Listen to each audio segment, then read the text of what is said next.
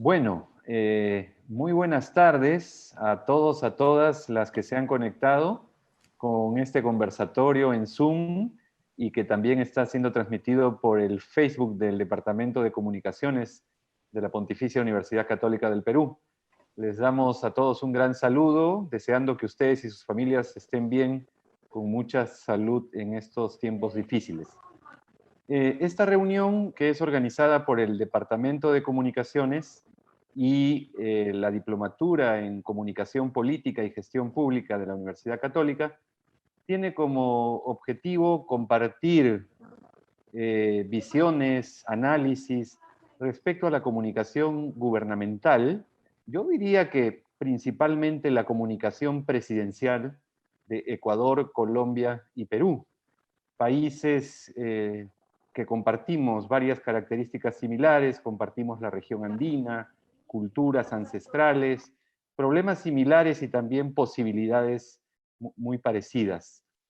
Y para poder hacer este análisis de la comunicación política gubernamental, hemos convocado a tres especialistas de nuestros tres países. Hemos invitado, digamos, estamos ya con Palmira Chavero. Ella es doctora en Ciencias de la Comunicación y Sociología por la Universidad Complutense de Madrid y además es coordinadora de la Maestría en Comunicaciones de Flaxo, que es la Facultad Latinoamericana de Comunicación Social con sede Quito, en Ecuador. Estamos también con Omar Rincón.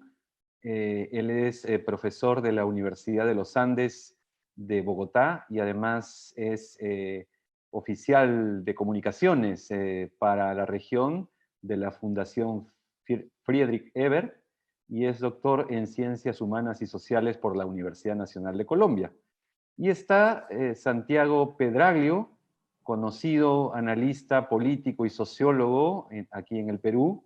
Él es magíster en Sociología Política por la Universidad Nacional Mayor de San Marcos, es profesor de la Pontificia Universidad Católica del Perú y es también columnista en Perú 21 y bueno, conocido también por sus análisis y comentarios en diversos medios de comunicación. A nuestra colega les damos la bienvenida. Vamos a tener en la dinámica de esta reunión una primera ronda de intervenciones de 10 minutos como máximo de cada una de nuestras invitadas. Luego unos 3 o 4 minutos también por cada una para cerrar, digamos, sus ideas. Y luego iremos recibiendo preguntas de los participantes. No podemos procesar todas, pero procesaremos algunas que responderán en bloque las tres panelistas y debemos terminar esta reunión aproximadamente a las 7:20, 7:25 de la noche. Así que, pues empezamos y vamos a iniciar la primera ronda de intervenciones con Omar Rincón, a quien saludamos hasta Bogotá. Un gran abrazo, Omar. Adelante. Buenas tardes, Jorge, a Palmira, a Santiago, a todos los que se han vinculado a los 55 que ya están por aquí y los que vendrán por otro lado. Sí, vamos a hablar de un tema que aparentemente no debería ser tan importante, porque qué tan importante es hablar de comunicación de cualquier cosa hoy cuando existe una cosa que está afectando la vida global del mundo. Pero creemos que mucho de lo que ha pasado en cada país se lo ha jugado en el campo de la comunicación. La comunicación no hace cosas en sí misma, pero produce unos impactos que pueden ser realmente interesantes para mirar. Entonces yo voy a compartir la pantalla y comenzamos con esta medida de la presentación para cumplir con los 10 minutos que Jorge muy amablemente me ha dado. Puse como entrada el virus oportuno que Duque perdió como título y de pronto debería haberlo puesto que perdió, de pronto ganó. Para mi punto de vista lo perdió, pero para el punto de vista de la sociedad de pronto lo ganó. Y es que lo primero que hay que decir es que en comunicación política, siempre que hay una cosa como esta, o sea, cualquier crisis, un terremoto, una avalancha, cualquier cosa que atente contra la colectividad, es una gran oportunidad para reinventar liderazgos. Y eso los asesores políticos quieren que cuando un presidente, un gobernante va mal, aparezca alguna crisis y eso ayude a mirar el talante y cómo se comunique va a definir ese tipo de cosas. Entonces creo que esta es una oportunidad que todos los líderes mundial están usando. A unos les ha ido re bien, a otros les ha ido re mal. Yo voy a hablar del caso de Colombia, que es el caso de Duque. Y comienzo con esto, y es cómo Duque arrancó siendo dubitativo muy mal. Aquí lo vemos él hablando, esta es la vicepresidenta, y mirando a la alcaldesa de Bogotá, que estaba tomando decisiones vestida como con una chaqueta de yo estoy en cargo de esto, y él decía que no sabía si iba a haber cuarentena, que si iba a pasar una cosa, si no iba a pasar otra cosa. Y tan pronto pasó esto, a los pocos días, al otro día apareció Duque ya no hablando con vestido formal, sino con una chaqueta que era muy parecida a la de la alcaldesa. Entonces mucha gente dijo, ay, se está copiando de ella para poder actuar. Pero inmediatamente, como Duque es un presidente que parece no vivir en Colombia, dijeron que no, que él había copiado, era de Fran Underwood, porque él no puede tener modelos locales, sino tiene que tener modelos bien cool, como la economía naranja, ese tipo de cosas. Entonces, a partir de eso, aparece el primer momento que es muy dubitativo. Voy a intentar mostrarles un pequeño video a ver si funciona la cosa y mirar desde ahí la posibilidad de conocer qué fue lo que pasó con ese tipo de situación. Entonces, si no se ve el video ni la casa y nos vemos en 3 meses. Esas son medidas absolutamente extremas y absurdas. Cierren todo ya y que quedas y cierres de vías como si fueran repúblicas independientes. En medio de todo eso, el presidente decía lo siguiente. Hay personas que dicen cierren todo ya y que todo el mundo se vaya para la casa y nos vemos en 3 meses. Esas son medidas absolutamente extremas y absurdas quizás. Esa misma noche, Duque decretó otro estado de emergencia y graduó a todas las personas mayores de 70 años de abuelitos. Apoyemos todos esta medida. Protejamos a nuestros abuelitos. Protejámoslos con cariño, con afecto. Estaba claro que Duque estaba molesto con la dispersión y la descoordinación, pero no estaba claro qué era lo que quería hacer. La mejor idea que se les ocurrió fue poner a la ministra del Interior a leer un decreto para recordarles a todos que quien manda es el presidente. Lo que tiene que quedar claro es que la autoridad en esta situación es de la República. Y la confusión fue total. Simulacro Vital Bogotá fue consultado, coordinado por mi personal y directo. Entonces, esto es como para mostrar que los análisis muestran que él arrancó realmente dubitativo. No voy a poner el otro ejemplo para no llenarlos de video. Y entonces, la idea era que no se sabía bien qué quería hasta el momento actual que él dirige. Cada día saca 10 o 15 medidas, habla todos los días por televisión, pero técnicamente no sabemos ni qué es lo que hay que hacer, no sabemos ni cuándo termina, que va a terminar por pedacitos. O sea, hay una poca claridad. Entonces hay un tono dubitativo que es el que marca el asunto.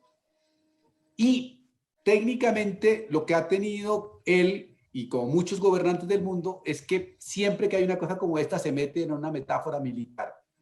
En Colombia los medios de comunicación lo han rodeado al presidente, dicen que está con él. La revista Semana es como totalmente, si miran ahí, es por un lado atacando a Maduro, nuestro enemigo preferido, y por otro lado diciendo que ahora él va a ganar la guerra, que sí es el líder para esto. Aquí lo saca con mascarilla, pero él nunca habla con mascarilla para no dañar su imagen. Entonces es rarísimo toda esta cosa, pero toda esa metáfora militar de que le estamos ganando una guerra que no sabemos a quién es, pero supuestamente el pueblo colombiano entra en eso. La segunda metáfora es la metáfora futbolera, y es que los medios de comunicación y el presidente piensan que hay que golear al virus, que hay que jugar a golear al virus, que es una lucha contra el virus como si fuera una metáfora, y los medios de comunicación en general en el mundo entero han asumido la metáfora futbolera. Es más, dicen, va liderando casi que dirían, va liderando el campeonato mundial de virus, Estados Unidos, segundo campeón, va España, tercer lugar, va Italia. O sea, esto es estúpido. Y cada vez que hay un viruciado es como, urgente, hay virus en directo. Entonces, es una cosa realmente lamentable. Y aquí hay otra imagen que ojalá espero que salga, si no con el audio no más basta, que me parece que es interesante el modo en que el presidente, aquí está en una emisora, como lo ven, no lleva la mascarilla, le pide a un locutor deportivo de Colombia que narre el gol que Colombia le mete al virus. De preocupación y de ansiedad.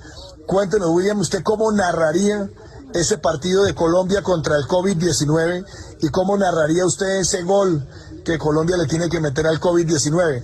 Entonces, yo voy a devolver esa pregunta para que William aquí nos narre cómo meteríamos ese gol como país, William. Procedente de China intenta atacar el COVID con el número 19 en la espalda. Atención que está metiéndose en terreno de Colombia. Ataca por todas las puntas. Parece imparable el COVID. Atención que Colombia se está defendiendo por todas las puntas también. Con solidaridad, con unión. No hay abrazos, no hay besos, pero hay mucho deseo de ganar. Colombia de contraataque, arrancan los colombianos vienen y cuentan por dónde meterse, viene el disparo al marco, se defiende China con el coronavirus, pero no puede porque Colombia lo supera y le hace el gol, y no me diga más. Entonces, esto es como la metáfora futbolera que podemos ver ahí, y esto es muy ridículo porque realmente es tomar como esto como una diversión en la cual no pasa nada porque él está asumiendo que es serio y aparece eso.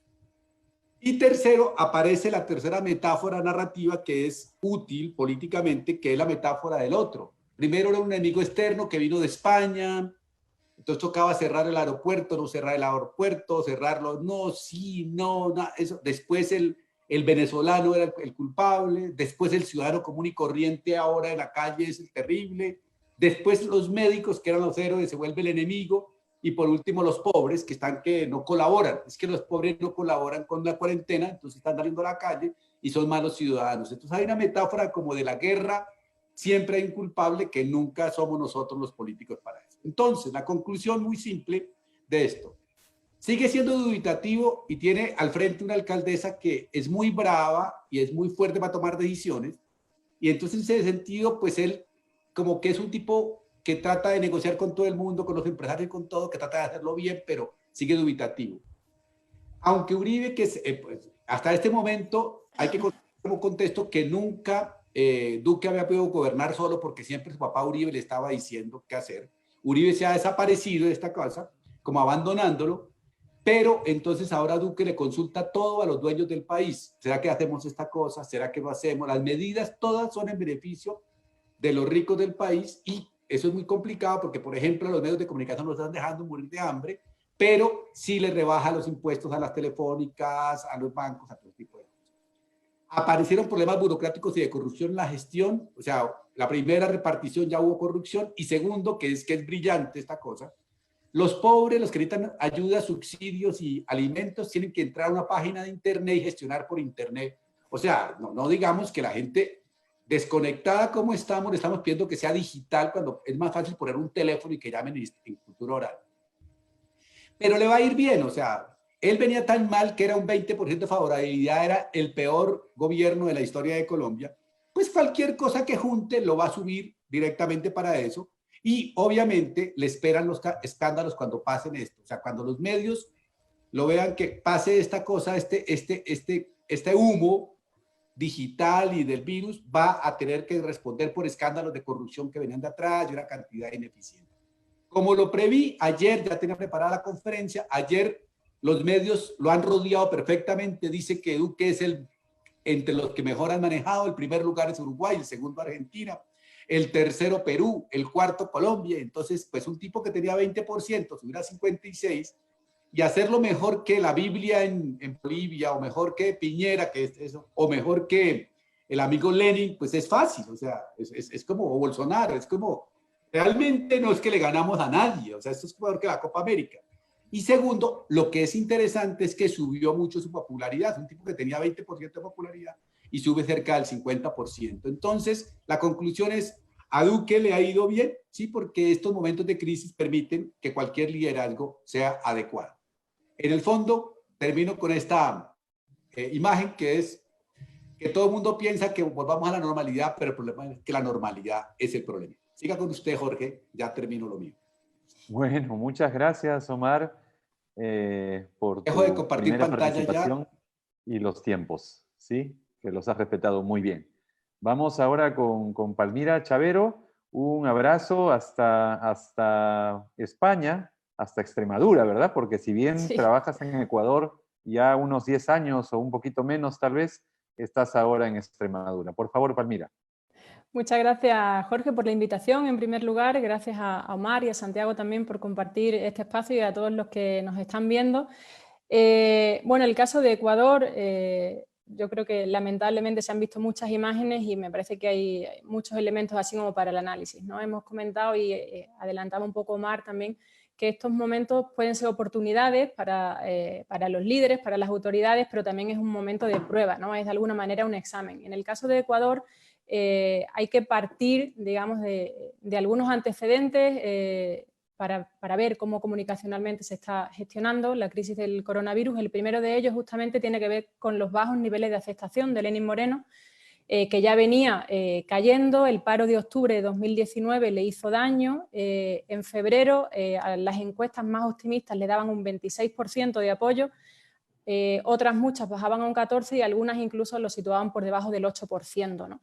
Además de eso, en plena pandemia renuncia la ministra de Salud, renuncia argumentando que no hay presupuesto y que las decisiones se están tomando sin tener en cuenta la salud, y renuncia también el ministro de Trabajo, ¿no? Con lo cual son como las primeras alertas, los primeros anuncios de que aquí más que gestionar una crisis sanitaria se iba a gestionar una crisis política, ¿no? Que de hecho es uno de los elementos que se ven. Entonces, con estos antecedentes un poco más políticos, la manera en que se gestiona la comunicación gubernamental del coronavirus en el caso de Ecuador es problemática porque tiene ciertos elementos característicos que no parece que estén acompañando en este caso. Yo ahí sí discrepo un poco, Omar, contigo cuando dices que cualquier liderazgo te puede ayudar. En el caso de Ecuador creo que está siendo un poco distinto.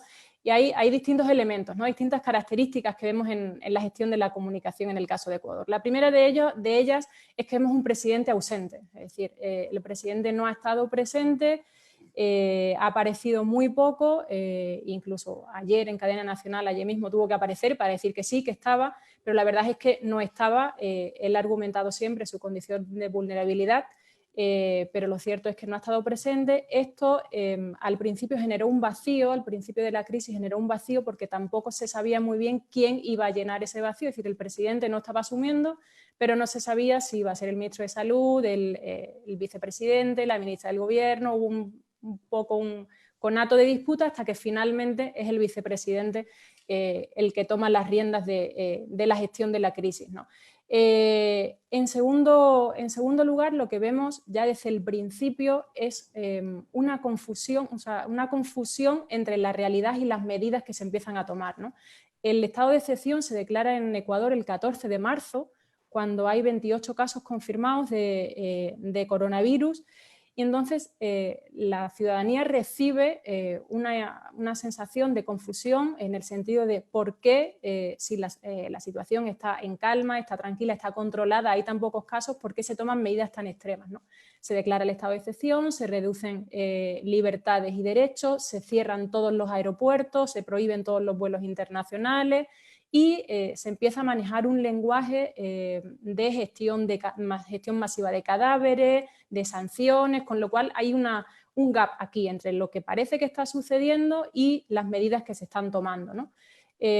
Una tercera característica en la gestión comunicacional de la crisis tiene que ver con la fake news, ¿no? Con la famosa fake news que yo creo que han estado en todos los países, pero en el caso de Ecuador ha sido el propio gobierno el que la ha puesto sobre la mesa al escudarse en que las imágenes que estaban apareciendo en redes sociales sobre cadáveres, sobre amontonamiento de muertos, etcétera, no eran reales, sino que eran fake news y se retoma otra vez el argumento de la culpa es de Correa, ¿no? Entonces se dice que lo que estaba sucediendo en realidad no estaba sucediendo, que esas imágenes no eran reales y que todo era producto de un montaje de los grupos que apoyan a Correa y del propio Correa, con lo cual aquí hay una confrontación con la propia realidad, porque los medios internacionales empiezan a mostrar imágenes bastante duras del país y la gente también obviamente lo está retransmitiendo en redes sociales, ¿no? Entonces hay una contradicción con la realidad y además hay una no asunción de responsabilidades de lo que está pasando al escudarse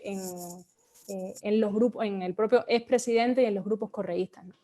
Hay un elemento que yo creo que quizás es el más preocupante en el caso de la gestión comunicacional de la crisis del coronavirus en Ecuador, que es la falta de transparencia. Ha habido muchos problemas, ha habido y hay y sigue habiendo muchos problemas con el acceso a los datos no están siendo públicos, cuando se hacen públicos los datos no son confiables, se presentan datos que no suman, es decir, se presentan unos datos que cuando uno hace el cálculo no dan, se presentan un aplanamiento de la curva cuando en realidad se están subiendo los casos, o sea, hay mucha contradicción aquí, una falta de transparencia muy fuerte. De hecho, esta misma mañana los datos oficiales decían que había 403 muertos y unos 600 posibles, 600 muertos que posiblemente estaban relacionados con el coronavirus, eso ha sido esta mañana, y más tarde el coordinador del registro de fallecidos en Guayas dice que hay más de 6.700 cuerpos recogidos en los últimos 15 días. Entonces, en el mismo día tenemos dos datos que son extraordinariamente distintos y que además muestran una realidad verdaderamente compleja, ¿no? Además, en esta falta de transparencia tenemos al propio presidente de la República y a la propia alcaldesa de Guayaquil pidiendo transparencia, es decir, con lo cual se genera todo un caos, porque si las máximas autoridades no tienen la información, ¿quién las tiene? Y otra pregunta también que surge es en base a qué se están tomando las decisiones si la información no es transparente, ¿no? De hecho, estos días ha salido un manifiesto firmado por 23 organizaciones de periodistas, comunicadores y distintas organizaciones relacionadas con la comunicación que piden protección a los periodistas, que piden el respeto a la libertad de expresión, que alertan contra la violación de la libertad de expresión y que alertan contra prácticas de censura previa incluso, ¿no? Con lo cual hay una falta de transparencia en la información cuando además tenemos las redes sociales que están transmitiendo como otra realidad, ¿no? Otra característica que también en cierta manera compartía el gobierno de Colombia, antes escuchando a Omar lo pensaba, es el tono negativo de las intervenciones, ¿no? En el caso de Ecuador este tono negativo lo ha protagonizado sobre todo la ministra del Gobierno. La ministra del Gobierno, cuando aparece en las comparecencias, especialmente en los medios, básicamente dice que la culpa es de la ciudadanía, culpa al ciudadano por los contagios, por no respetar la distancia de seguridad, por no respetar el confinamiento, etcétera. Hubo una entrevista en CNN que le hizo Fernando del Rincón que tuvo mucha circulación justamente por eso, porque él le recriminaba que estaba culpando a la ciudadanía. Y hay otra dimensión también de este tono negativo de las autoridades, que es que cuando intervienen pareciera que están regañando a la propia ciudadanía, ¿no? Es un tono, en vez de buscar la unidad y en vez de buscar la solidaridad, es un tono como de regaño, ¿no? Como de te pongo sanciones porque te portan mal. Entonces, ese distanciamiento con la ciudadanía también yo creo que erosiona, ¿no? Por ejemplo, se llega incluso a decir que en Ecuador no hay vuelos humanitarios porque la ciudadanía es indisciplinada, ¿no? Entonces, este tipo de lenguaje y este tipo de intervenciones contribuyen a crear un tono negativo por parte de la comunicación gubernamental. Hay otro elemento importante también en Ecuador que a diferencia de otras crisis en Ecuador no se está dando, que es la creación de esta rutina informativa, ¿no? Cuando tenemos una crisis por un desastre o por cualquier problema, lo que la ciudadanía necesita, una de las cosas que necesita es que se genere esta rutina informativa en la que de manera constante, pues todos los días a la misma hora salen las autoridades, informan, explican, etcétera, etcétera. Esto en Ecuador no se está dando, no se dio esa rutina. Y cuando se estaba empezando a generar esta rutina, se quiebra esta rutina con la sentencia a Rafael Correa, ¿no? Con lo cual hay aquí también una debilidad. Hay un resguardo del gobierno, de la comunicación gubernamental en los medios de comunicación privados y en los medios públicos. Digamos, los medios públicos actúan más como gubernamentales y hay un cierre de filas de los grandes medios de comunicación privados con el gobierno, de tal manera que se enfocan más en las sanciones a los ciudadanos, se enfocan más en este tipo de elementos e invisibilizan otros elementos que son también importantes, ¿no? De tal manera que al final el ciudadano nuevamente acude a las redes sociales, encuentra refugio en las redes sociales y se da esta disputa del gobierno y de la ciudadanía en las redes sociales, ¿no? Hay una utilización de cortinas de humo. El caso de la sentencia del juicio a Correa en cuando está todo paralizado es un ejemplo de ello. Hay un par de elementos, solo Jorge, ya no me paso más que solo de pasado un par de elementos. Sí. Y es si Omar hablaba de varias metáforas, en el caso de Ecuador lo que hemos visto es la metáfora del héroe, ¿no? Es decir, frente a la angustia de la ciudadanía hemos visto casi una precampaña electoral del vicepresidente de la República en un claro culto al líder. Y en vez de utilizar argumentos científicos, argumentos pedagógicos, lo que hemos visto es un culto al líder con imágenes, con planos en contrapicados que ensalzan su figura, con la idea del vicepresidente está en todos lados, es un poco la cuestión de la pre-campaña electoral. Y ya una última cuestión, solo un minutino más, Jorge. Sí. Hay un elemento también que yo creo que es el ejemplo que mejor ilustra toda esta comunicación, que se da el 10 de abril. El 10 de abril aparece el presidente Lenín Moreno anunciando unas medidas que en realidad todavía no se toman, y en ese anuncio el presidente dice que la empresa tiene que ayudar a la empresa y el ciudadano tiene que ayudar al ciudadano, ¿no? Entonces, detrás de este mensaje, o sea, detrás de este anuncio de medidas hay un mensaje latente, y el mensaje latente es: sálvense de ustedes mismos. Es decir, hay una asunción de la derrota por parte del propio Ejecutivo en la que se delega a las empresas y a los ciudadanos a salvar la situación, ¿no? Entonces, en definitiva, un poco por cerrar, lo que vemos es una comunicación lenta, una comunicación escasa, poco transparente y confusa, con argumentos más políticos que científicos y con una falta muy fuerte y, por lo tanto, muy grave para la ciudadanía de explicación y de pedagogía de lo que está pasando. Por lo tanto, es una comunicación muy alejada de lo que se requiere de una crisis de estas dimensiones. Bien, muchas gracias, Palmira. Y ahora vamos con Santiago. Por favor, Santiago Pedralio, 10 minutos para tu primera intervención. Bien, muchas gracias, Jorge. Muchas gracias también. Bueno, ha sido un gusto escuchar y estar aquí compartiendo con Palmira y con Omar. A ver, directamente, es evidente que estamos ante una crisis bien sui generis, ¿no? O sea, creo que en América Latina y en el Perú, por supuesto que también hemos estado acostumbrados a crisis de otra índole, ¿no? Por lo menos de esta dimensión. Crisis económicas como las que hemos vivido en la región, en nuestro país, década del 80 y parte del 90 fue tremenda. Hemos vivido también crisis sociales muy fuertes, también distintas y diversas, y también crisis producto de violencias internas, ¿no?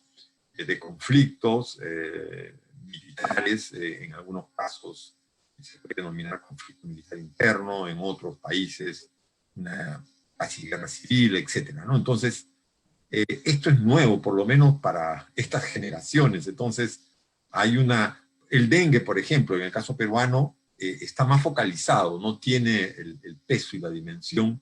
Es importante, mata gente al año, por supuesto, pero no tiene la dimensión global y nacional que ha tenido el efecto del COVID-19, ¿no? Tuvimos, sí, un antecedente, lo más cercano que tenemos nosotros, los peruanos, hasta donde recuerdo, es el cólera, que sí tuvo efectos, sobre todo fue a comienzos de la década del 90, y ahí de alguna manera aprendimos a que lavarnos las manos todas las veces que podíamos era un asunto clave y crucial. Fue un aprendizaje cultural, digamos, creo, de un sector de la población que hasta ahora lo tenemos internalizado. Pero es una crisis, por supuesto, de salud y también económica y social esta. Es una crisis económica no solamente ahora, sino la que está por venir. Y el gobierno peruano, de alguna manera, no de alguna manera, sino en buena manera, ha tratado de enfrentar el tema de salud y el tema de salud pública que representa esto, y también el económico, ¿no? Dentro de los recursos que tiene el país. Creo que, como se dice, digamos, cotidianamente, el gobierno ha roto el chanchito, ¿no? Para poder distribuir a través de medidas de distribución de dinero, no mucho, en un caso son 380 soles, que llega a ser algo más de $100, y después son a darse otros $100 más, ¿no? A sectores de la población considerados entre los más pobres, o sobre todo urbanos. Recién se va a armar una distribución en el ámbito rural, ¿no? Existe un paquete en perspectiva fuerte para el sector empresarial, ¿no? Aquí hay toda una discusión y a veces hay contexto y controversia en la modalidad que esto se va a hacer. Pero bueno, no voy a extenderme en esos puntos que son importantes, pero simplemente quería ponerlos como el marco en el que estamos, ¿no? Futurología, felizmente no hay mucha, ¿no? Están también los que creen que después del virus va a venir una maravilla, o algo parecido. La verdad que no soy bastante más escéptico de aquellos que ven un futuro casi luminoso. En relación ya con la comunicación pública gubernamental en particular, durante aquí en el Perú la cuarentena se inició el 16 de marzo, o sea que tenemos justamente un mes de cuarentena, ¿no? Una cuarentena rígida, digamos, ¿no? No es que la gente no puede salir para nada, pero con bastantes restricciones.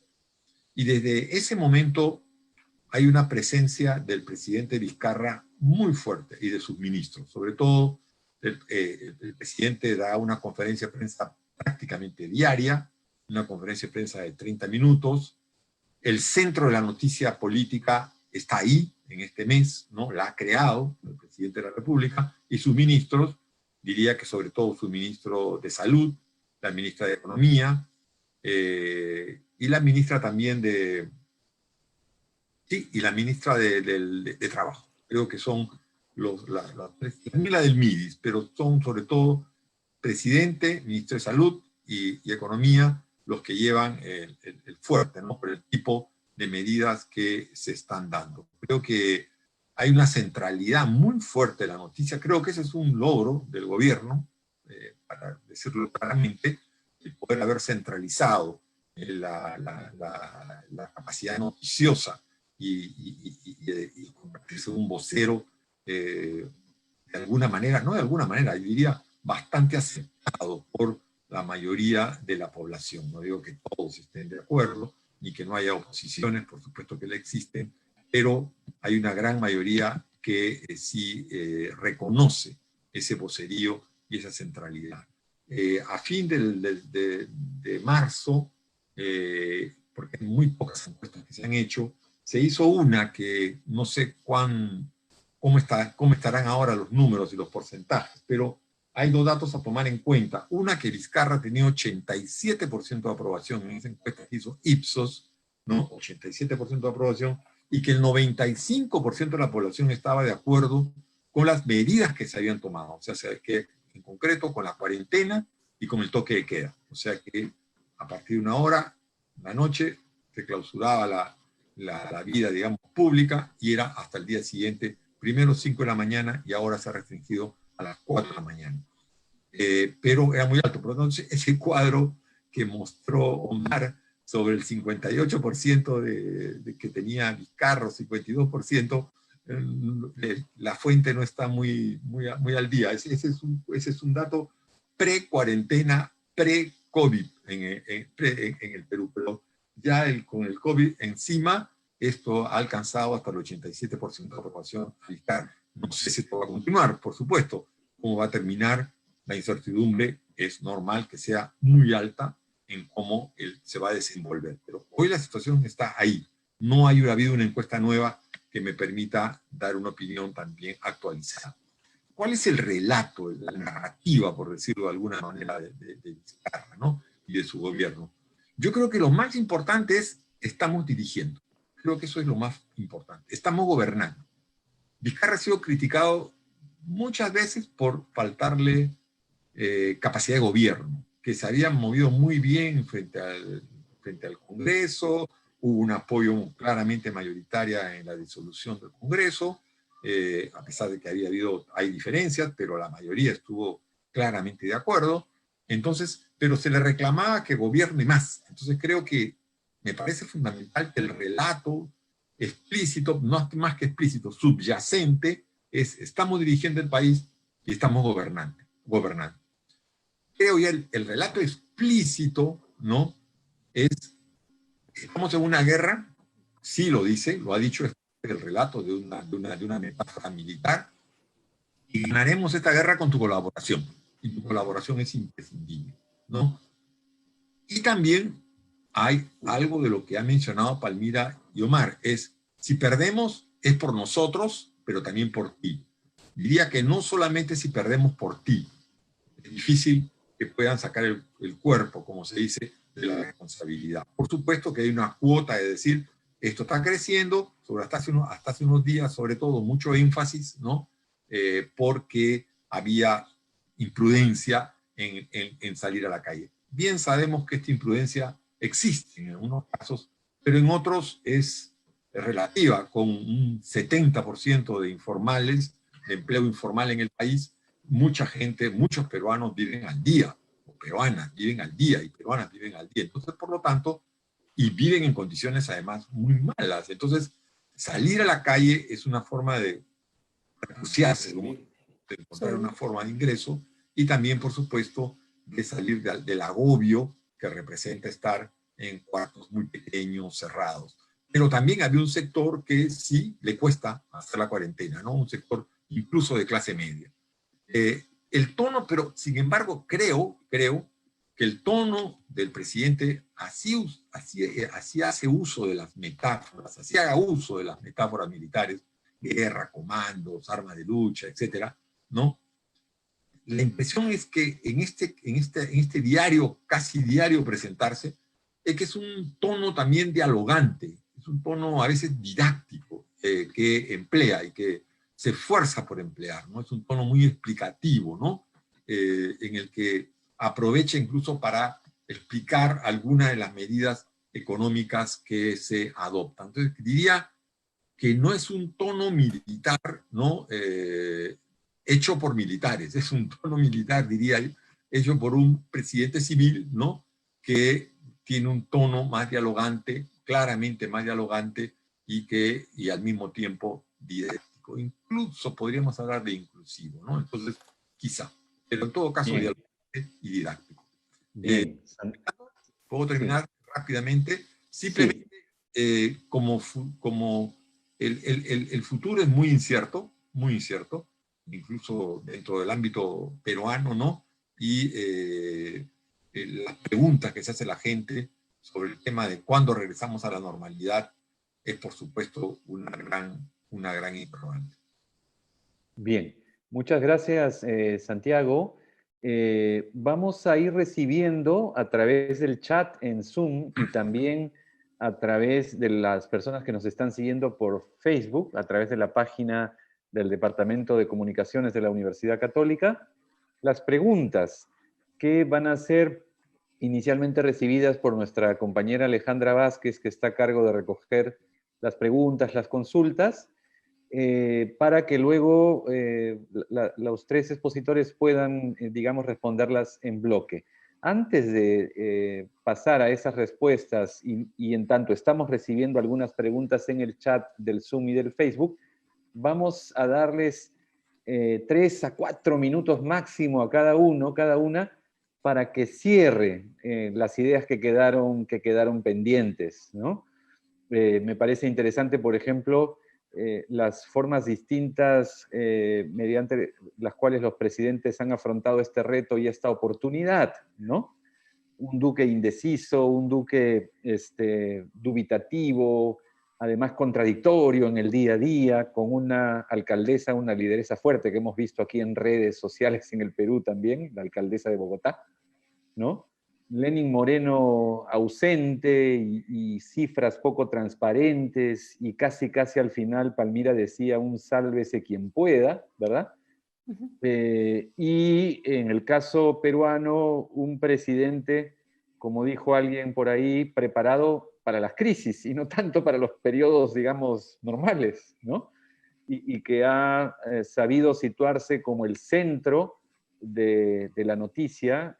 Ahora, curiosamente, de manera distinta a lo que pasaba años atrás con otros presidentes, Vizcarra pone la agenda y encuadra los temas, lo cual no es muy sencillo, por lo menos en la política peruana. Entonces, vamos a tener estos 3 o 4 minutos y vamos a empezar a la inversa. Santiago, por favor, para que puedas terminar con algunas ideas que tal vez quedaron pendientes de tu primera presentación.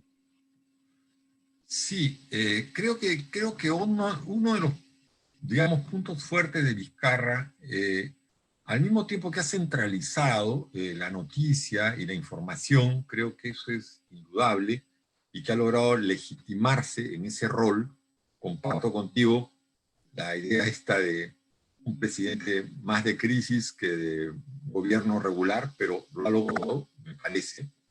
Creo que también Vizcarra ha hecho esfuerzos por darle protagonismo a su entorno. Eso creo que es importante, ¿no? Porque normalmente el afán de concentración del protagonismo, ¿no? De aparecer claramente el líder, el caudillo, que no es el caso, no es el perfil de Vizcarra, no es el perfil de un caudillo clásico peruano, pues, ¿no? No voy a hacer comparaciones, pero sabemos perfectamente con quién podríamos compararlo, ¿no? Entonces, tenemos una buena pila de ejemplos. Vizcarra no es eso, es un personaje más acotado, ¿no? Y por tanto le ha dado mucho juego también a su entorno, o sea, por eso el ministro de Salud tiene mucho protagonismo, la ministra de Economía también, el premier también, Premier Ceballos lo tiene también, ¿no? La ministra de Trabajo y la ministra del MIDIS, ¿no? O sea, también lo tiene, creo que en menor, digamos, dimensión, pero es importante, ¿no? Creo que el entorno principal de él ha aparecido como un equipo, mejor dicho, ¿no? Y creo que uno de los grandes desafíos que ha tenido Vizcarra y que tiene la gestión de esta crisis, es que la gestión de esta crisis en gran medida, con la precariedad estructural, pero tremenda de salud que tenemos los peruanos, ¿no es cierto? Que, bueno, sería largo conversar el origen de esta precariedad extrema. La gran desesperación y el gran objetivo ha sido permanentemente evitar que lleguemos a una crisis en la que, de sanitaria y de salud, que colapsen nuestros precarios sistemas de salud. O sea, justamente ha sido evitar llegar a ese extremo. O sea, teníamos respiradores poquísimos, ¿no es cierto? Hospitales preparados para eso prácticamente no existían. Se ha logrado dotar dos hospitales, un ambiente se ha transformado, que ha estado siendo usado, que fue usado para los panamericanos, en la práctica en un hospital de recepción, otro cerca a Lima, en Ate, y también, digamos, dando espacio en los otros hospitales públicos. O sea, creo que el gran esfuerzo ha sido ese, ojalá que se logre, ojalá digo para los peruanos y para el Perú, que no lleguemos a una crisis que y se dispare y se salga de control. Ahora pareciera que una crisis muy grave, con 260 y tantos, 254 o 74, ayer ha cambiado, hasta ayer era 254 fallecidos, y sí un número bastante elevado de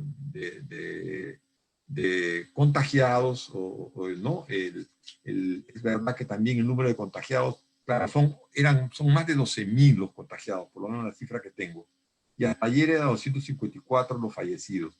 Es verdad, hay que decirlo, que este número ha crecido mucho en los últimos días, porque también el número de testeo, el número de pruebas para saber si es que se tiene coronavirus o no, se ha incrementado en los últimos 10 días y en particular en la última semana, ¿no? Bien, Santiago, gracias. Palmira, por favor, algunas ideas que requieras redondear en estos 3 minutos. Sí, gracias, Jorge.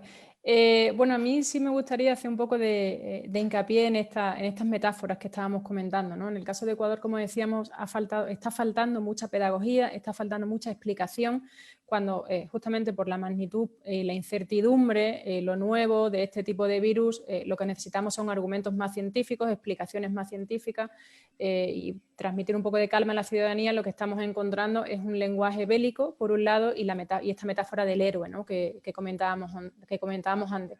Lo interesante un poco y en lo que me gustaría enfatizar es en pensar estas metáforas, tanto la metáfora militar, el lenguaje bélico, como la metáfora del héroe, que en el caso de Ecuador está ensalzado en la figura del vicepresidente de la República, nos lleva al mismo sitio en términos de framing, ¿no? Y esa es un poco la reflexión que quiero hacer.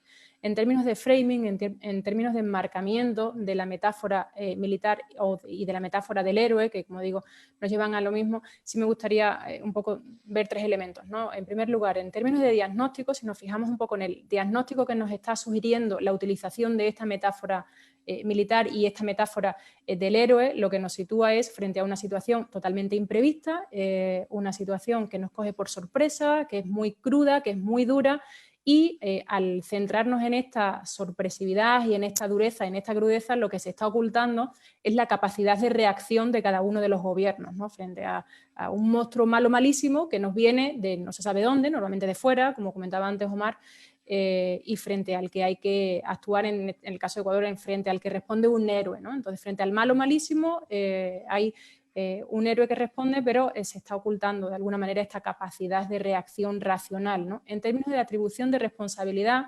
dentro de este enmarcamiento lo que vemos es que no hay una atribución de responsabilidad. Es decir, ni en la utilización de la metáfora militar, del lenguaje bélico, ni en la utilización de la metáfora del héroe, no hay un responsable. Es decir, se está ocultando todo el desmantelamiento de la salud pública de un país que lleva obviamente después al colapso del sistema de salud y al colapso de otros sistemas, ¿no? También como en el caso de salud, pero no se utiliza. Y el tercer elemento, la propuesta de solución que estaría contenida dentro de este encuadre con la metáfora del héroe.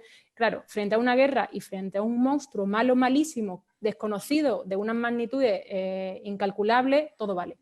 Entonces cambian las prioridades, se pone la economía probablemente por delante de la ciudadanía, cambian las estrategias, cualquier estrategia vale porque hay que sobrevivir, y se está generando un clima para la asunción de los daños colaterales. Los daños colaterales de la guerra en este caso serían las vidas humanas, con lo cual se estaría normalizando la escalofriante cifra que hemos descubierto hoy en Ecuador. La verdad es que es más coherente con lo que se ve en redes, pero es muy preocupante.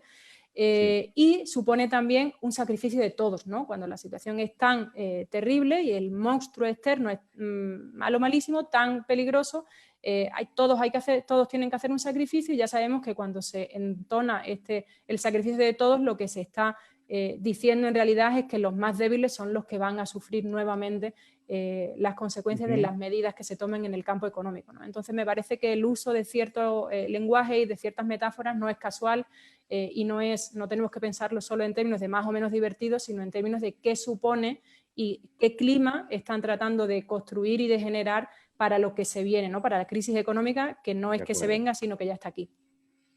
De acuerdo, gracias Palmira. Omar, por favor. Abre el micrófono. Gracias, no, muy poco que agregar, 4 puntos o 5 rapidísimos. Uno, que la otra cosa que me parece fascinante en términos de comunicación, no voy a hablar tanto de eso, es la metáfora de lavarse las manos. O sea, a este gobierno le ha permitido lavarse las manos de todos los escándalos que tenía, de todas las responsabilidades. Todo lo que pase aquí para adelante, políticamente, va a ser culpa del virus. O sea, la tendencia a lavarse las manos va a ser la metáfora del futuro. O sea, es como de ahí nace. Segundo, es impresionante la incompetencia mediática para tomar posiciones distantes, y se asumen emocionados y solemnes. O sea, todo el tiempo están emocionados con la información, están emocionados con el presidente, están emocionados con esta guerra. Y segundo, la solemnidad. Todo el tiempo tienen cara como de acontecimiento nacional, como si estuvieran haciendo, y no están diciendo absolutamente nada, con lo cual pasan dos fenómenos muy duros. Uno, que demuestran que no lo necesitamos porque están en sus casas y pueden informar perfectamente porque se hacen exactamente lo mismo que dicen ahí, pues demostramos que su trabajo no sirve. Y segundo, que es mucho más grave, que no tienen en cuenta que, por ejemplo, en las redes digitales la gente sí hace humor, la gente sí disiente, sí maneja otra cosa. Entonces me parece interesante en el término de comunicación, que creo que los presidentes andan muy pegados a los grandes medios, y los grandes medios cada vez están más lejanos de los sentires ciudadanos. La tercera es que todos los presidentes he visto piensan que esto es una crisis, que volvemos atrás, o sea, que ya, es como, y ahí me parece que hay una cosa que mucho intelectual y mucho ciudadano ha dicho, es como que había que escuchar que algo no está bien. Y nunca ha visto nadie que diga que el sistema venía mal, el medio ambiente venía mal, que el sistema económico no era equitativo, que no era justo. Es como la negación de que algo no es, que esto obligaba a un acto humano de callarnos y de escuchar. Y no hay ese deseo. Y por último, está el tema de de que, a excepción de Perú en este caso, que era un liderazgo que se venía mostrando de otra forma en un sistema muy caótico de liderazgos como el peruano, que era destructor, antropófago de políticos, Vizcarra ha logrado ir construyendo desde atrás un liderazgo distinto, más tranquilo, más calmado, más sosegado, más esto. Y el de Fernández en Argentina está muy, muy mal de líderes en el mundo. O sea, a ver, los que nos están manejando, ¿verdad? No tienen discurso ni comunicativo, no saben ni hablar a la cámara, su discursividad es mediocre, su capacidad de comprensión del humano es muy mediocre. Entonces, de alguna forma, eso también lo hace pensar a uno mucho. Y en el caso colombiano, una de las cosas claves que ha sido interesante son los liderazgos de las ciudades, de los alcaldes, de los líderes cercanos. Parece que el líder cercano conoce mucho más su comunidad y puede llegar a contarlo, pero no tiene el aparataje mediático que tiene el presidente. De acuerdo. De acuerdo. Bueno, vamos a ver. Por lo menos vamos con una ronda de interrogantes que he recibido así en gran cantidad. Yo diría que son 3 o 4 puntos para los 3. ¿De acuerdo? Y no solo comunicacionalmente hablando, sino también desde la política. Por ejemplo, la política de la pandemia, ¿no? Abre una estructura de oportunidades políticas, se dice le abre el paso a ciertos populismos o a ciertos liderazgos, o le abre la posibilidad a los propios mandatarios de recuperar un problema o una serie de problemas que arrastraban hasta antes de la pandemia. Ese es un punto. El otro punto tiene que ver con la relación con la prensa.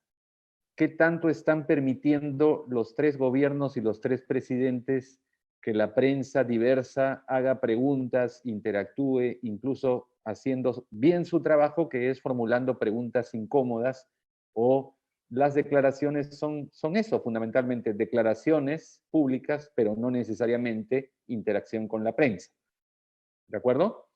Lo tercero, lo que esconden las narrativas, la narrativa de la guerra, la narrativa del lavado de manos, finalmente, ¿quién gana, quién pierde, digamos, ¿no? Podríamos decir, pierden otra vez los pobres extremos, los que están en la base de la pirámide, ¿no? Pero cómo estas narrativas están justificando, ¿no? O dándole el contexto discursivo necesario para que eso efectivamente se vuelva a repetir en este contexto. Por favor, un par de minutos a cada uno. Empezamos con Santiago.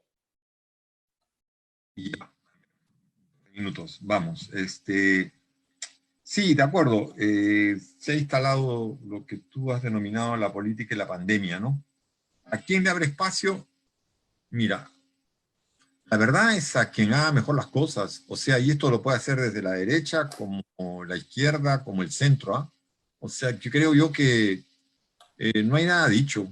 Hay que construirlo. Yo no creo aquí que hoy está anunciado el futuro de tal o cual cosa, ¿no? Eso me parece futurología. La verdad que no creo en ella. Otra cosa es hacer el ejercicio de escenarios y ese discurso, pero lo demás está dependiendo de quién lo hace. Y creo yo que la clave va a ser quién recoge una voluntad a mí me parece, en sectores mayoritarios de la población, de unidad nacional. Y la unidad nacional no tiene por qué ser una bandera de la derecha, también puede ser una bandera de sectores renovadores, pero depende cómo lo hagan. Si no, va a terminar siendo nuevamente una bandera de la derecha. Eso primero. 2, ¿qué tanto permiten a la prensa hacer su trabajo? Difícil decirlo. Digamos, en las entrevistas que hace Vizcarra, se permite que pregunte la prensa, ¿no? No sé, seguramente hacen un filtro de preguntas, no lo sé, no me extrañaría que lo hagan. No puedo yo tener una opinión así, digamos, blanco sobre negro, ¿no? Si tengo que suponer sacar alguna conclusión de lo que conozco y veo, es que sí se permite hacer preguntas, pero probablemente algunas preguntas muy incómodas se filtran, ¿no? No sé cuántas, aunque se la ha hecho, porque muchos por ejemplo, el ministro de Salud ha salido para ser claro, ha salido en varios programas, y en esos programas se le ha preguntado de todo, ¿no es cierto? El gerente de salud, que es un personaje clave también, en todo esto se le ha preguntado y ha salido en varios programas de radio y televisión, y están hablando. O sea, ahí si no hicieron la pregunta, no la hizo el periodista, no, la verdad. Creo que Vizcarra sí se está guardando y sale solamente en las conferencias diarias, ¿no? Y por último, ¿quién gana, quién pierde? Normalmente gana el que menos tiene, pues no, o sea, creo que esto no cambia lo que viene de atrás, y lo que viene de atrás es una estructura social muy injusta, con unas desigualdades tremendas, ¿no? Con un sistema de salud quebrado, sobre todo de salud pública, y con un Estado que no se ha preocupado, francamente, si no en lo más mínimo, en lo muy poco, aunque tengamos un sistema de salud que cubra un derecho básico y universal de los peruanos, sobre todo, por supuesto, de aquellos que tienen menores ingresos. Espero que eso sí cambie. Si algo tengo que tener expectativas es que el sistema de salud sea reformado de manera radical en el país. Ya sería eso bastante. Gracias, Santiago. Omar, por favor. Bueno, sí, es una oportunidad para los liderazgos, sobre todo, lo que ya dije, todos los presidentes pueden mejorar su imagen, o en el caso de Lenin, empeorarla. Eso es obviamente, digamos, perdió la oportunidad, era una oportunidad única, pero lo cual demuestra que, pues, definitivamente en el caso de Ecuador parece que era muy inepto el señor. Y en el caso de, por ejemplo, de Bolsonaro, acaba de echar al ministro de Salud, que era el que estaba el guía, lo cual realmente es desastroso, pero en el caso de Trump, por ejemplo, ese discurso diciendo que somos patriotas y que van a morir 200.000 y que le está yendo tan bien, también demuestra un poquitico las sociedades que tenemos, o sea, a qué tipo de valores le apostamos. Yo también creo que también ser líder y aprovechar estas crisis para ganar es saber leer socialmente qué es lo que la gente quiere leer. Trump mandó una guerra patriótica contra un enemigo que es la China, y las muertes son muertes de guerra, o sea que él está encabezando eso directamente, pragmáticamente, aunque ha hecho todo mal, según todo análisis, pero hace parte de ese tipo de cosas. La prensa, en el caso colombiano, sí está totalmente domesticada. Es más, aquí han echado muchos periodistas, los proyectos de prensa independiente murieron realmente. Ahorita los periódicos regionales están pidiendo al gobierno que haya algún apoyo. El gobierno le ha dado apoyo a todo el mundo, menos a los medios de comunicación, solamente a aquellos que hablan bien le ponen la pauta, está comprando contrapauta. El presidente va a todos los medios que entrevistas muy amables, como decía Santiago. Él habla, pero las preguntas fuertes te las hacen al ministro de Salud o el de Economía. Pero al presidente es como un encuentro de amigos en una chimenea, tocando guitarra, saludable. Ay, qué alegría tenerte acá. Oiga, bienvenido a mi casa. No pueden tomar un trago, pero funciona para eso. ¿Y qué esconden las narrativas? Pues una de las que mencionamos por encima, que alguna persona lo preguntó, la metáfora de la guerra es gravísima, porque es que la guerra autoriza a quitar derechos ciudadanos. A nombre de la guerra, cualquier autoritarismo es válido, y como dijo alguien que escribió, el autoritarismo más grave es que volvieron los militares a la calle. ¿Quiénes están tomando el control de lo público? Los militares. Entonces, ¿qué está detrás de esa metáfora, de ese tipo de elemento? Detrás es una metáfora, los militares nos salvan del mundo. Detrás de la metáfora futbolera que está, es una camiseta patriótica que jugamos el partido y perdemos como siempre, pero estamos en un campeonato jugando como amigos y como hermanos, y sabemos que los equipos nuestros son malísimos, pero estamos poniéndonos la camiseta. ¿Qué está diciendo detrás del otro? Está la metáfora mucho más grave, y es: yo soy el bueno y mi vecino es el malo. Es esa desconfianza en el otro. Entonces yo creo que perversamente estamos cayendo en las narrativas más premodernas, tradicionales, conservadoras, regresionistas, de ese tipo de cosas. Y también está por el otro lado que también los progres andan en un discurso totalmente desconectado de la realidad. Entonces hoy saqué un spot eso diciendo contra toda esta gente que la pasa diciendo que el capitalismo fracasó. Pues no ha fracasado, que hay que cambió, que el cambio climático ya ganó. No ganó. O sea, una cantidad de gente diciendo una cantidad de discursos que está muy bueno para uno como progre pensar que está bonito, pero que tienen cero incidencia en los que toman decisiones en el poder económico y en el poder político. Entonces yo creo que estamos en una etapa casi que religiosa regresionista. Gracias, Omar. Palmira, por favor. Bueno, gracias por las intervenciones que estoy viendo también en el chat. A ver, con respecto a lo primero, yo creo que sí se escucha, ¿no? Va a salir un mensaje ahí. La pandemia, el coronavirus, igual que otras crisis, tiene la doble cara, ¿no? Las dos caras de la moneda. Por un lado, y esto se vio también en la crisis de 2008, una crisis se lleva por delante a casi todos los gobiernos que están en ese momento al mando, y mucho más si cometen errores y si hacen una mala gestión de la crisis, ¿no? Pero por otro lado es verdad que estos momentos, este tipo de situaciones abren cierto espacio a la sorpresa. En el caso de Ecuador, por ejemplo, la sorpresa está siendo el alcalde de Quito, que fue un alcalde que inicialmente en las encuestas antes de las elecciones apenas nadie contaba con él, fue casi una sorpresa que ganase, y ahora prácticamente es una sorpresa lo bien que está llevando la crisis que está gestionando, y digamos, lo bien digo por la percepción ciudadana, no estoy emitiendo aquí ningún juicio de valor.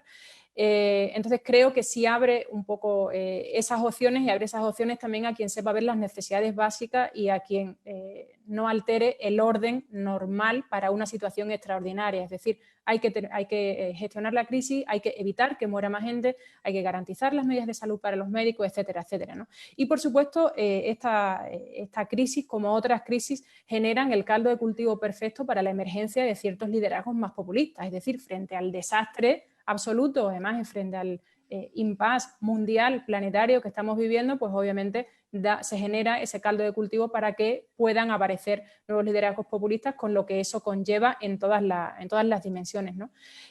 Con respecto a la relación con los periodistas, y bueno, yo creo que he hecho una mención antes cuando hablaba del manifiesto que ha salido en Ecuador, de un grupo de organizaciones e instituciones de periodistas. En el caso de Ecuador hay un chat con la Secretaría General de Comunicación, y en ese chat los periodistas antes de tiempo tienen que mandar las preguntas que van a hacer, con lo cual ahí hay un filtro muy fuerte, que en realidad se desconocen cuáles son los elementos que están llevando al filtro de esas preguntas, y hay una inconformidad muy fuerte por parte de los periodistas y los comunicadores del país con las ruedas de prensa, con la posibilidad de interacción, porque realmente, como he dicho antes, hay amenazas a la libertad de expresión, los periodistas están denunciando conatos de censura previa, con lo cual hay una disconformidad bastante fuerte, y las entrevistas también se están priorizando a medios amigos, ¿no?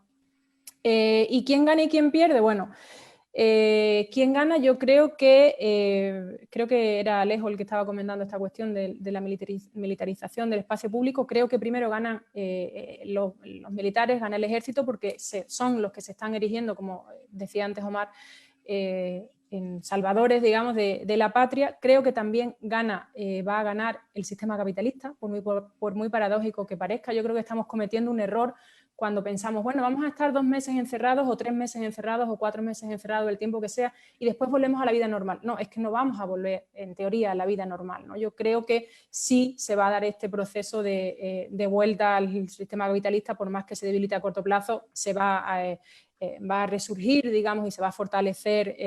Después creo que se van a profundizar las desigualdades sociales que ya existen en los países, creo que se van a ahondar mucho. Yo creo que otro de los ganadores, por lo menos en términos de conciencia, tiene que ser lo público, es decir, la ciudadanía está tomando conciencia de que el sector público, los sanitarios públicos, la clase media-baja, el cajero del supermercado, los barrenderos, los que limpian, etcétera, son las personas que al final están ahí dando la cara, y son las personas que están haciendo que el resto podamos estar abastecidos, etcétera, etcétera. Creo que en términos de conciencia social sí hay un reconocimiento, o espero que sí se dé un poco este reconocimiento de lo público y de estas tareas que siempre han sido como mal vistas, ¿no? El campesino, el que limpia, el que te atiende en el mercado, etcétera, etcétera. Creo que esto se va a revalorizar.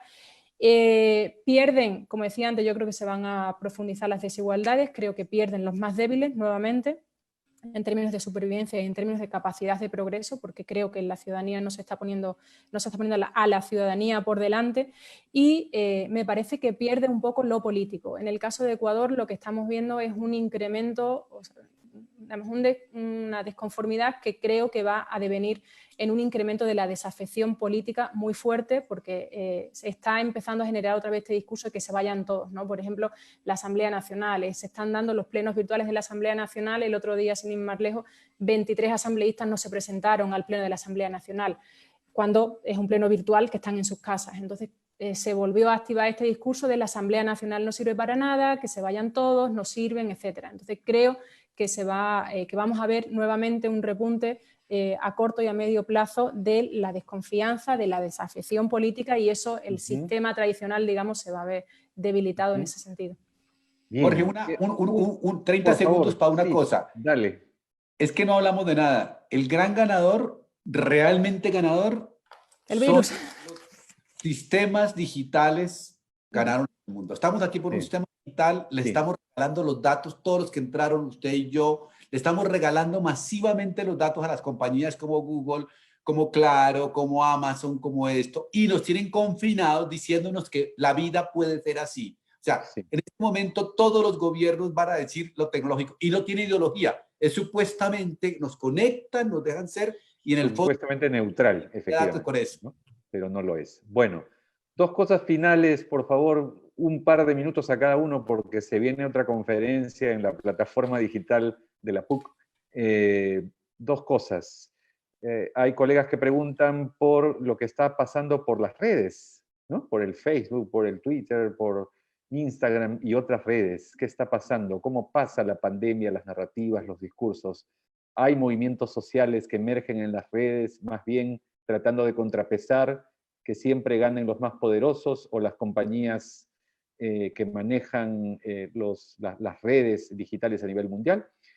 Y lo segundo, si realmente avisoramos también, vamos a ponernos tal vez, no sé si optimistas, pero con algo de esperanza en el análisis, si puede haber algún punto de inflexión luego de haber controlado, digamos, no sé si aparece o no la vacuna o hay tratamiento, pero se controla si hay un punto de inflexión, no siempre en favor de los que ganan todas las veces, sino más bien de los excluidos, de los pobres, pobres extremos, los informales, etc.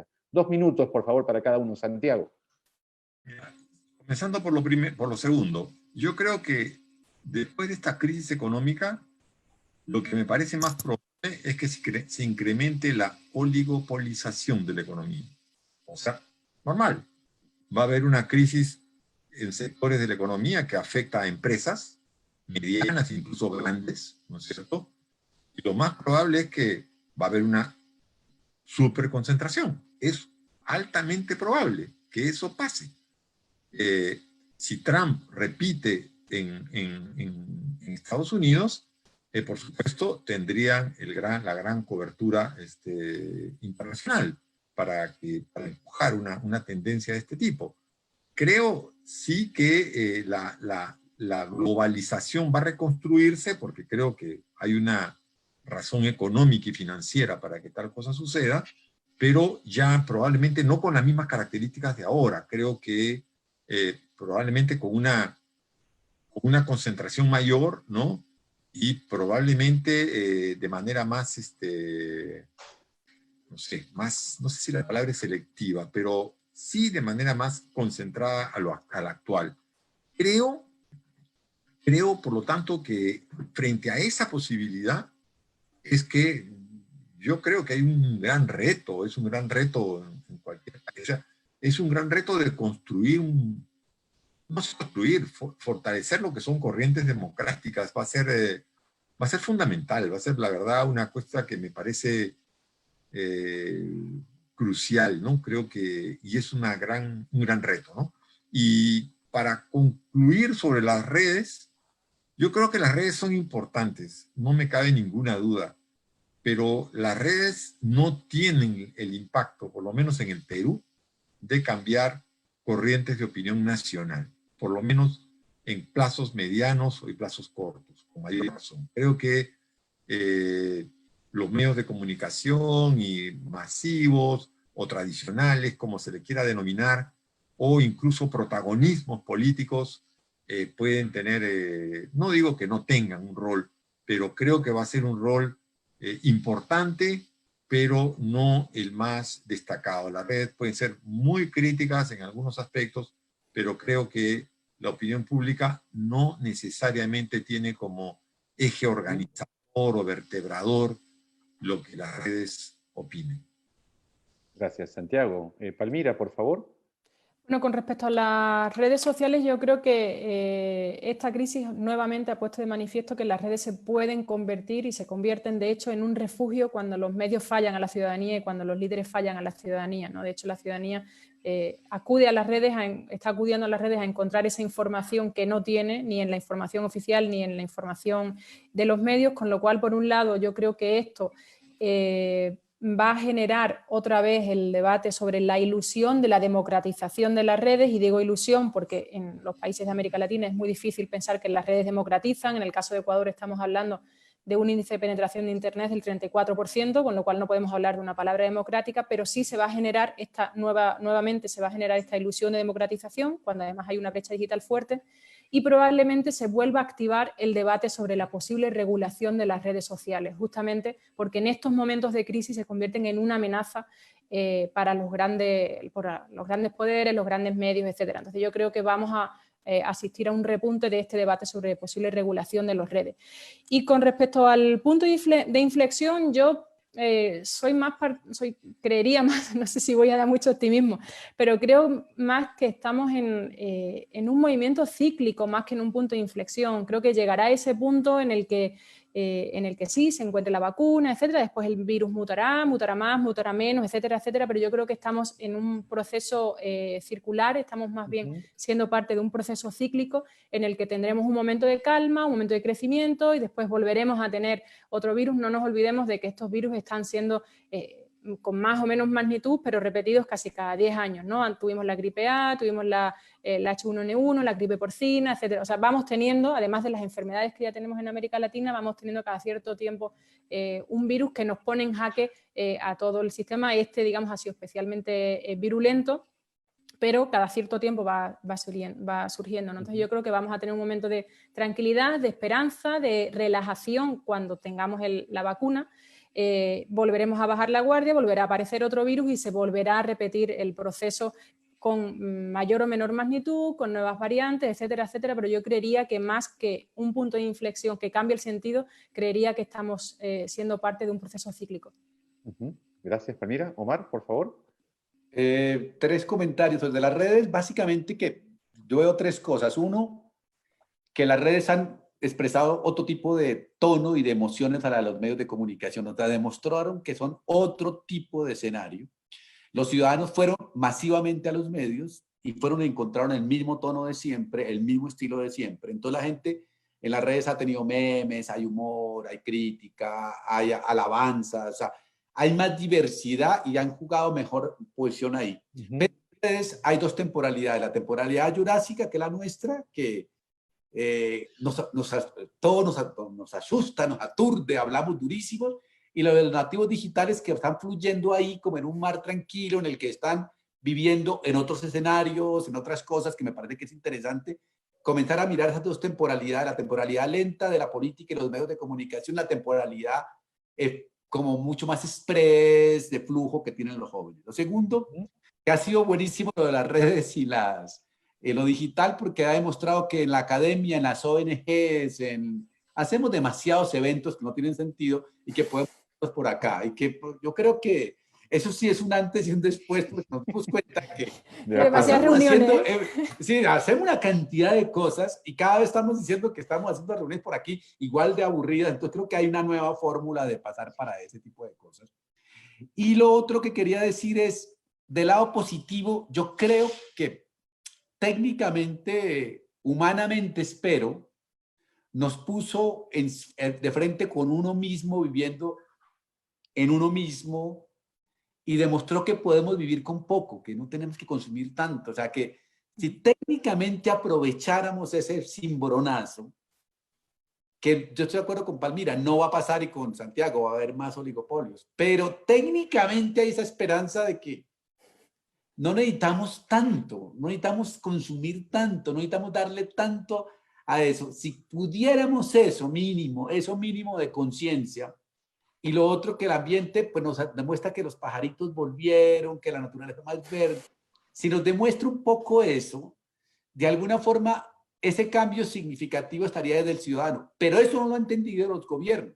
Eso es lo raro, que los ciudadanos lo hemos entendido, en cambio los gobiernos están preocupados por volvernos al consumo, que hay que consumir. Y la última cosa que me parece positiva es, tanto han hablado de la eficiencia del nuevo trabajador digital, el teletrabajo, el emprendedor, el innovador, el cool, el queso, que ahorita se están muriendo de hambre todos, porque es que producir desde la casa, hacer plata desde la casa vía celular no es tan fácil. Y están añorando todos que los trabajadores vuelvan a trabajar. Ah, entonces el trabajo sí servía.